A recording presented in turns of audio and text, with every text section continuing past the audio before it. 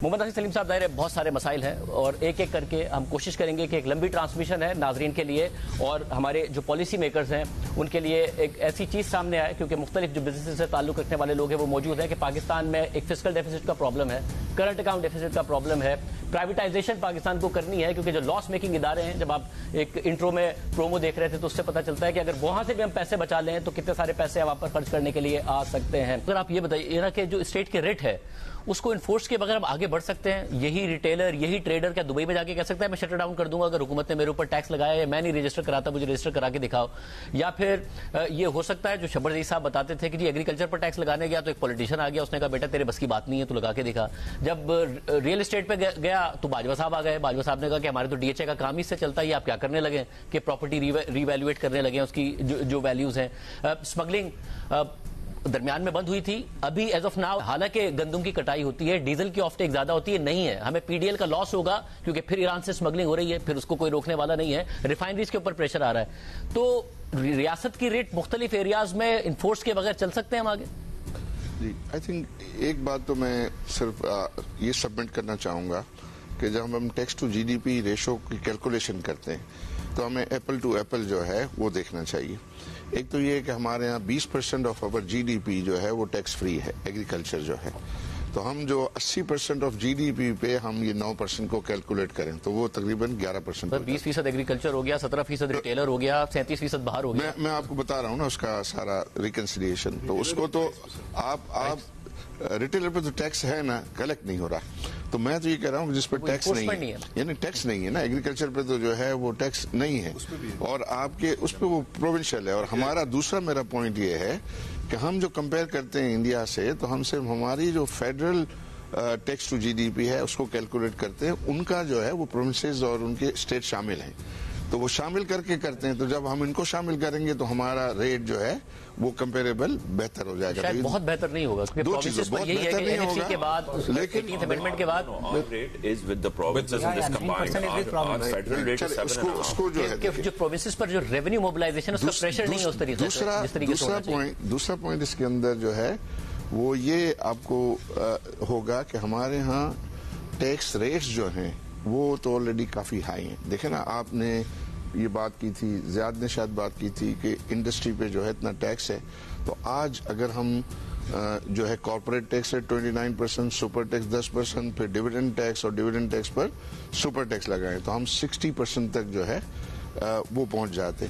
پھر real estate کی جو ہے وہ ہم بات کرتے ہیں تو ریئل اسٹیٹ کے دو حصے ہیں، ایک تو پلاٹ انویسٹمنٹ ہے اور ایک ریئل اسٹیٹ ڈیولپمنٹ ہے، تو اگر اس کو دونوں کو ہم ایک ساتھ ملائیں گے تو جو ریئل اسٹیٹ ڈیولپمنٹ ہے وہ کارپوریٹ سیکٹر سے زیادہ ٹیکس دے رہی ہے، اس کے ٹیکس ریٹ جو ہے اس سے زیادہ ہیں۔ جہاں ٹریڈرز کے اوپر ہے وہ ٹیکس ہے لیکن اس کا ریکوری کا ایشو ہے، تو مطلب یہ ہے کہ یہ بہت کلیئر کرنا بہت زیادہ ضروری ہے۔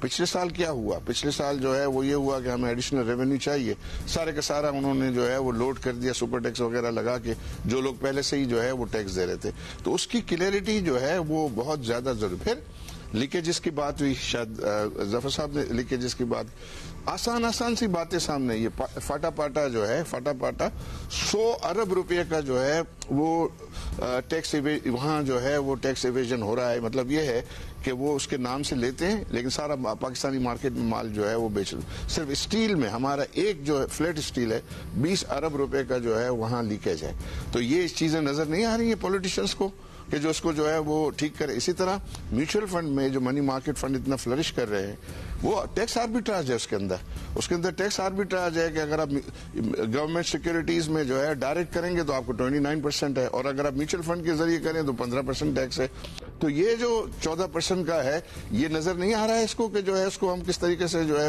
پلگ کریں، تو یہ بڑی بڑی چیزیں جو ہیں وہ سامنے ہیں۔ پھر یہ ٹریڈرز کی بات ہوتی ہے تو ٹریڈرز جو ہے ان کا جی ڈی پی میں جو ہے وہ شیئر ہے 18% اور ان کا ٹیکس ہے صرف 1% کنٹریبیوشن، تو وہ بھی انفورسمنٹ کا معاملہ ہے نا، اس میں ریکوری کا جو ہے وہ معاملہ ہے، تو وہ چیزوں کی ضرورت ہے. ہمارے جو ٹیرفس ہیں وہ خطے میں سب سے زیادہ ہیں, ٹیکس جو ہے وہ انڈسٹری پہ زیادہ لگ رہا ہے, وہ اس لیے کہ فسکل ڈیفیسٹ کو ہم فل کرنے کے لیے جو مختلف انٹرسٹ ریٹس بھی ہمارا اس لیے زیادہ ہے کہ ماضی میں فسکل ڈیفیسٹ کا پرابلم تھا, جس کی وجہ سے کرنٹ اکاؤنٹ ڈیفیسٹ ہوا, جس کی وجہ سے آج ہم اس کو کسی بھی طریقے سے ہم نے شرح سود بڑھائی ہوئی ہے. جو بزنسز ہیں پاکستان کے وہ کمپلین کرتے ہیں کہ جی جو بینکس ہیں ان کا انٹرسٹ نہیں ہے کہ وہ آئیں اور ہمیں قرض دیں. اب 22-23% پہ تو شاید ان کے لیے وائبل بھی نہیں ہے, اس لیے 80% سے بھی زیادہ بینکس نے انویسٹ کیا ہوا ہے گورنمنٹ سیکورٹیز میں. مگر جب کم انٹرسٹ ریٹس ہوتے ہیں تب بھی بینکس کوشش نہیں کرتے, ان کے لیے بڑا آسان راستہ ہے. تو ظاہر ایک تنقید گورنمنٹ پر ہے کہ آپ اپنا فسکل ڈسپلن ٹھیک کریں تاکہ بینک کی ڈائریکشن پرائیویٹ سیکٹر کی طرف ہو, بٹ بینکس کے اوپر بھی ہے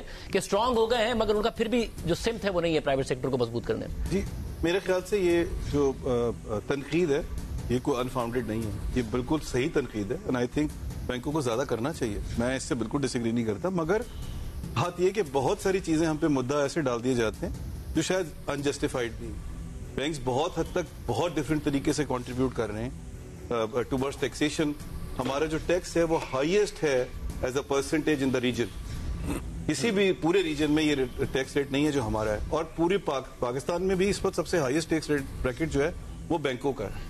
تو سو دیر فور ضرور تنقید کیجیے, مگر ایک اور بات کے ذہن میں رکھیے گا کہ اگر یہی بینکس جو ہیں کل کو وہ اپنا جسٹ آرگومنٹ سے اگر وہ پل کر لیتے ہیں پلگ اور گورنمنٹ کو پیسے نہیں دیتے تو فسکل ڈیفیسٹ آپ کہاں سے کریں گے fund? 95% of the fiscal deficits funded by the banks. But میں بینکوں کو ڈیفینڈ کرنے کے لیے میرا خیال ہے شاہزاد صاحب اس کے لیے ہم ایک علیحدہ پروگرام رکھ لیں گے, کیونکہ اگر آج اس پہ ہم چل پڑے تو بڑا مسئلہ ہو جائے گا. جو اسٹیٹ کی ریٹ ہے ٹیکس موبلائزیشن میں جس کی وجہ سے ہم یہاں کھڑے ہیں وہ کیسے کی جائے؟ اچھا دیکھیے, ایک تو میں عارف بھائی جو ابھی بات کر رہے تھے میں اس پہ گزارش کرنا چاہ رہا ہوں کہ تینوں جگہ پہ ٹیکس لگا ہوا ہے.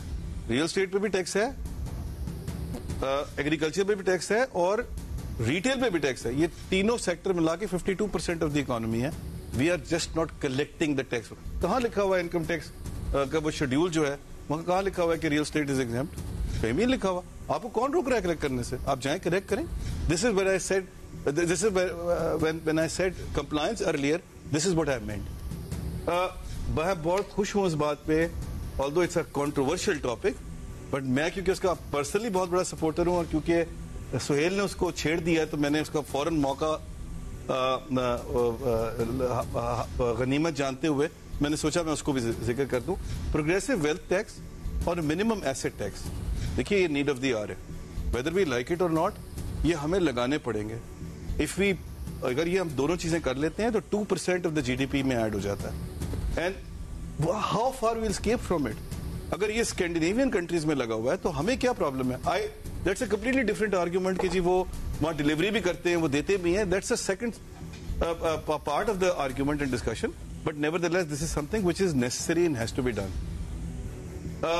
جہاں تک ہمارے معاملہ ہے ریٹ کی, آپ نے بات کی, جب گورنمنٹ کو ریٹ اپنی اسٹیبلش کرنی ہوتی ہے تو وہ اسٹیبلش کر لیتی ہے. دو ایگزامپلز میں اور دوں گا جو آپ نے دی تھی. ایک آپ دیکھیے ڈالر میں کیا ہوا ہے. جو ڈالر آج نیچے آیا ہے وہ اسٹیبلش کیا آپ نے ریٹ, تو وہ نیچے آیا نا آن دا منی چینجرز, آن دا بارڈرز, جس کی وجہ سے وہ نیچے آ گیا. دوسری ایگزامپل آپ کو یاد ہے پی آئی کی پرائیویٹائزیشن جب ہوا کرتی تھی تو کیا ہوتا تھا یہاں پر, تو اب کہاں ہیں وہ لوگ؟ تو when the government has decided that they have to do something, they will be able to do it. And frankly speaking, اس وقت ہم جہاں کھڑے ہوئے ہیں وہاں مجھے یہ لگتا ہے کہ there is a resolve in the entire society کہ this is needed to be done. So therefore you are not seeing any headwinds as such جب آپ مشکل ڈیسیژن لینے جا رہے ہیں. مگر والنٹیئر نہیں کیا, جیسے ٹریڈرز نے والنٹیئر نہیں کیا, گورنمنٹ ایکسپیکٹ کر رہی تھی, اس لیے انفورس گورنمنٹ کو کرنا پڑے گا. شاید آپ یہ درست کہہ رہے ہیں کہ آگے سے ریزسٹنس نہیں ہے, جیسے پی آئی اے کی طرف گورنمنٹ بڑھ رہی ہے تو اس طریقے کے پروٹیسٹ ہمیں نہیں نظر آ رہے ہیں اس طریقے کا. اور میں آپ کو یہ بھی بتا دوں کہ اگر گورنمنٹ کرنا چاہے گی ٹریڈرز کے اوپر ٹیکس تو کوئی پروٹیسٹ نہیں ہوگا. اب گورنمنٹ جینوئنلی کرنا چاہے گی تو پی آئی اے میں دیکھ لیں, آپ ڈالرز میں دیکھ لیجئے, آپ کے سامنے ساری ایگزامپل, دو ایگزامپل آپ نے خود کوٹ کی. اور میں اس معاملے میں نا ایک چیز آپ سے ضرور یہاں پر میں شیئر کرنا چاہوں گا. اس کی وجہ یہ ہے کہ یہ بار بار یہ بات آتی ہے کہ جی پولیٹیکل کیپٹل جو ہے وہ ایروڈ ہو جاتا ہے اگر آپ اس طرح کی ڈیسیژن لیتے ہیں. کانسٹیچوئنسیز آپ کی ہوتی ہیں. میں اور ناصر بھی ابھی یہ بات کر رہے تھے. دیکھیے ایک کلاسک ایگزامپل ہے گریس کی. گریس نے 10 سال پہلے ایگزیکٹلی سملر سچویشن میں تھا گریس جہاں آج ہم کھڑے ہوئے ہیں. 10 سال کے بعد they are now the biggest star of revival in the world. And وہ جو گورنمنٹ وہاں پر تھی وہ 5 سال بعد پھر دوبارہ الیکٹ ہو کے آئی ہے اور پھر 10 سال بعد پھر دوبارہ الیکٹ ہو گئی ہے. تو اس کا مطلب یہ کہ لوگوں نے یہ ریئلائز کیا کہ ڈیفیکلٹ ڈیسیژن لینا ضروری تھے اور آپ لیں گے تو ہم اس کو آپ کو سپورٹ کریں گے اور آپ کو ری الیکٹ بھی کریں گے. اینڈ آئی تھنک ہم پاکستان میں اسی جگہ پہ اب کھڑے ہوئے ہیں کہ جہاں ہم اس کا ایک ایڈوانٹیج لے سکتے ہیں. جس طرح بڑی عام بات آپ کر رہے ہیں.